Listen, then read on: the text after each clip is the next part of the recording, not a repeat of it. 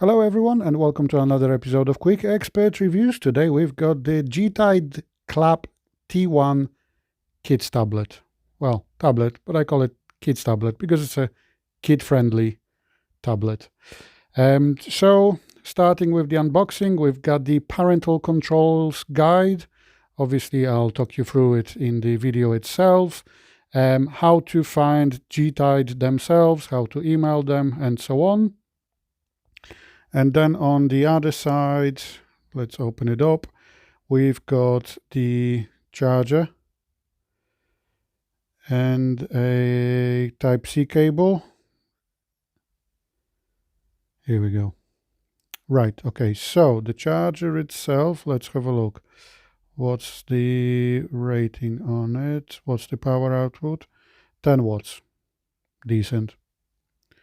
Okay, and then we've got a Type-A to Type-C cable over here. It's good we've got a Type-C cable. It's not always a given. And surprisingly enough, we've got a Type-C to USB-A as well, which means that we can plug in a controller or a wired keyboard. It's stuff like that. So decent, very decent, especially considering the price of the device, which is £119 currently on Amazon. Yep, definitely decent. Especially that, it's marketed as a kid's tablet, but you still get the OTG adapter, which is brilliant because the only other company I can think of that supplies OTG adapter is Samsung. Well, they used to, they don't anymore.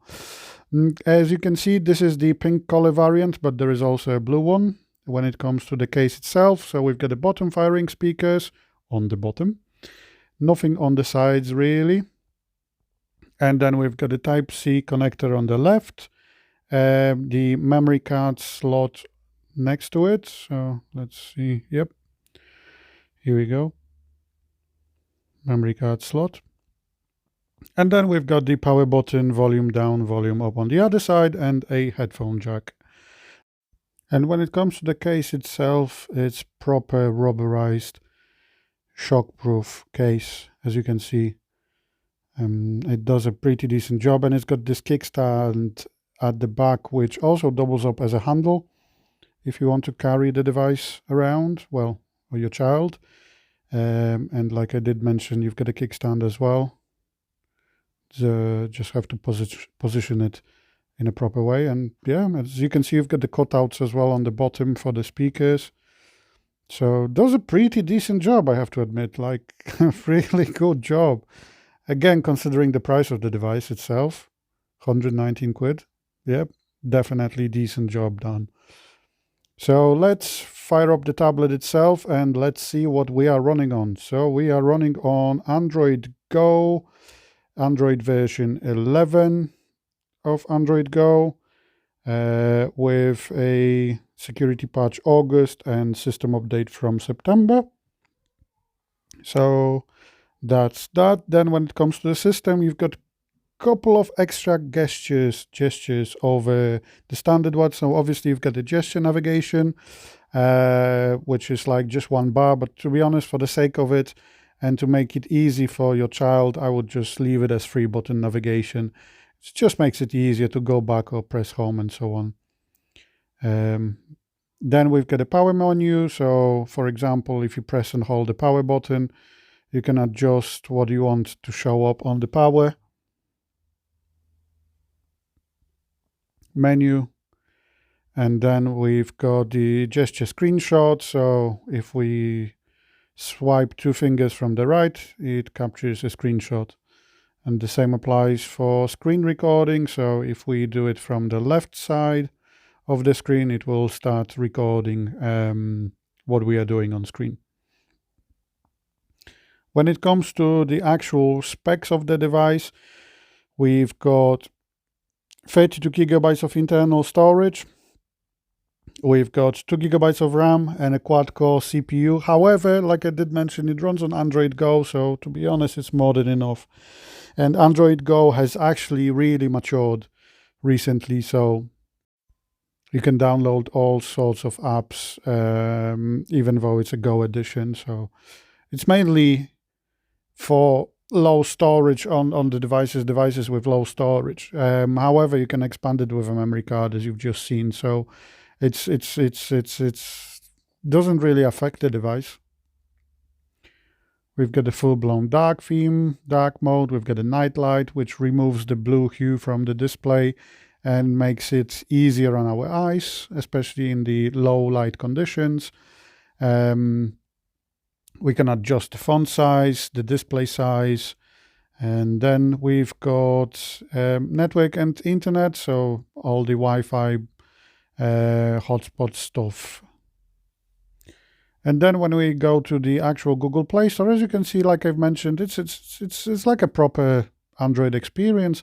If you want to download Minecraft, you can download Minecraft. As you can see, it's fully compatible with the tablet itself. If you want to download Netflix, you can download Netflix. You can download Stadia, Word, whatever you really like, because it is a proper Android device. As you can see, I've got a Netflix in here with a Kiss channel. Obviously, if you want to, you can watch normal stuff as well on it. I've just fired up my daughter's channel, but apart from that, you can rock up whatever you like. And then we've got this pre-installed Klap app, which is, in my opinion, the biggest selling point of the tablet itself.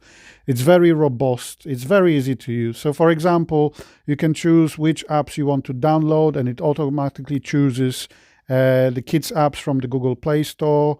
You can restrict the apps by age, for example. So you can choose age-appropriate apps up to the age of 11. Then, for example, the apps themselves, and these are within the Klap app. You can restrict them as well. Same applies to websites. So, for example, if you want to put a restriction, prohibit a website, or just give unlimited access, you can do as well. Media content. So, for example, you can give access to music, pictures, and movies, but you can restrict access to the download folder.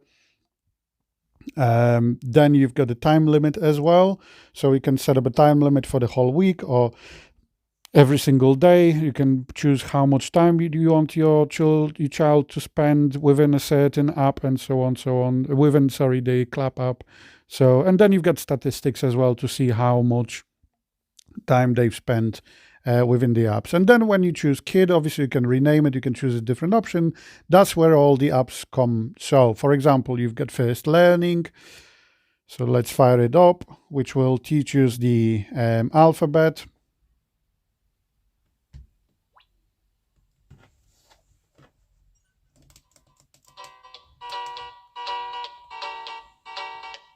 Apple. A. Banana. B. Banana. Cherry. C. Cherry.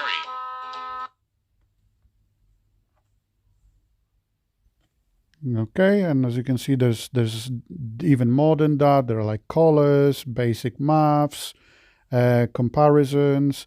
Then we've got some mini games as well. So, for example, air hockey, it's pretty decent. You can play 2 players. So if you've got both 2 children, for example, 2 kids, one is on the left, one is on the right, and they can independently use their own UFOs to play air hockey. Or if you want to play with your child as well. Very easy to understand, but very decent game. And obviously they all come free without any additional charge or anything like that. I've just lost against myself. Brilliant. Well done, me. So yeah, they all come pre-installed. They all come preloaded, sorry. Sometimes you have to download them, additional content for them, but apart from that, you've got STEM, you've got camera as well. So, for example, if you want your child to use the camera, they can do so. And as you can see, a very colorful, big icons explaining what's what and so on. So, both front-facing and rear-facing camera. And then we've got some arts and crafts as well. So, we've got coloring, you've got mosaic block puzzles. So, you've got puzzles. We'll go with coloring, we'll go with urban traffic. And we're just gonna crack on. And I wonder if there's a lorry. I think there is a lorry. Yep, my son absolutely loves lorries, so that's gonna be the first thing. And then you just choose a pencil and you start drawing. Obviously you've got a nice music playing in the background.